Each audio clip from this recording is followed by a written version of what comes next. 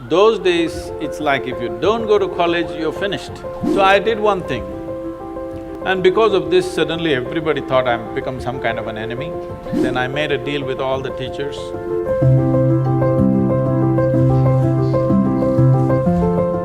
Also, speaking of schooling and parents and careers, right now, we're in an age where there's so many different offbeat careers coming up. As YouTubers, we get this question all the time.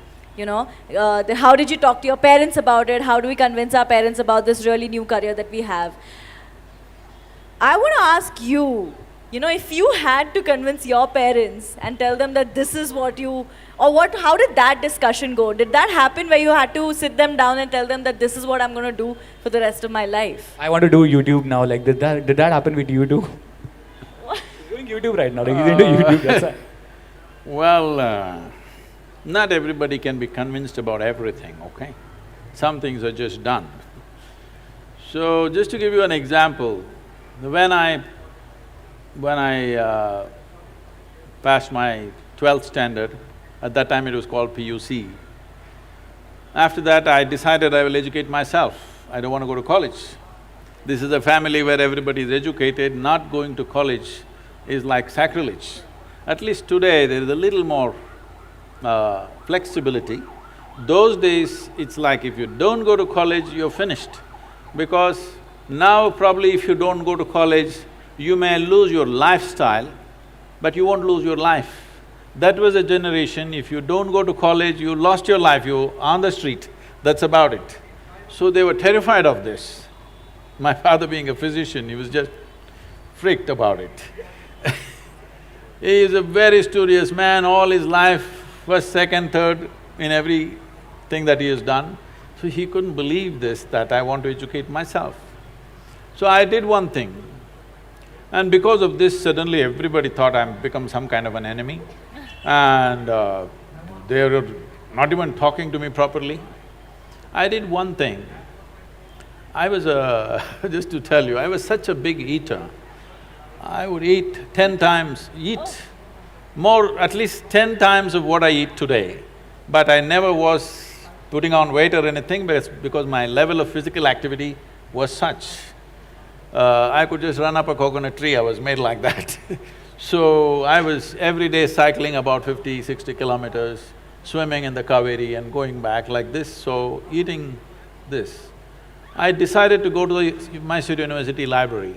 Every day when they open at 9, I went, 8 in the evening they close. That entire time I sat there, read all kinds of stuff, from Homer to popular mechanics to National Geographic to literature to geography, this, that, whatever. Whatever came my way, every day for 1 year I read like this, just all kinds of things.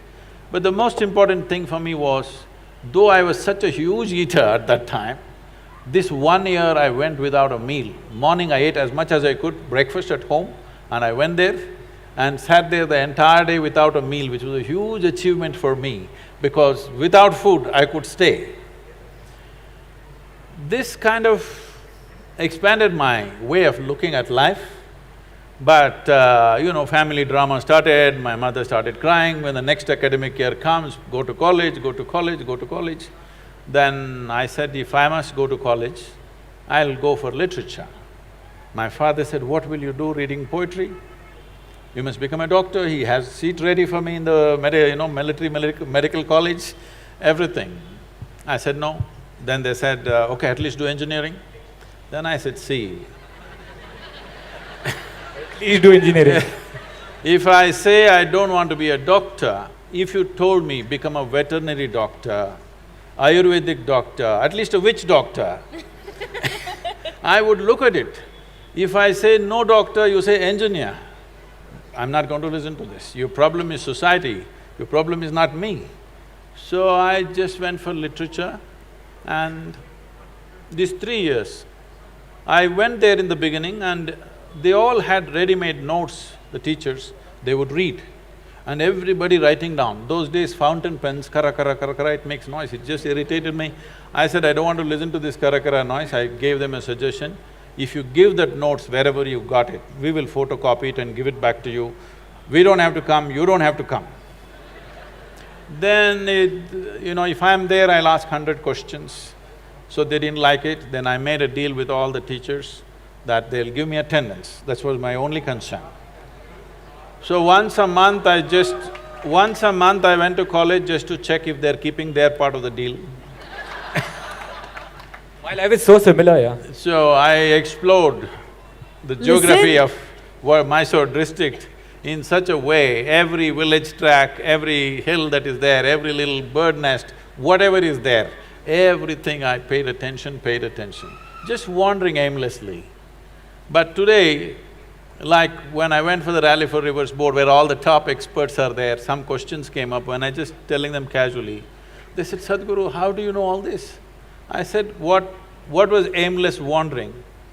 Where I paid absolute attention to everything, from a worm to an insect to anything and everything I paid attention.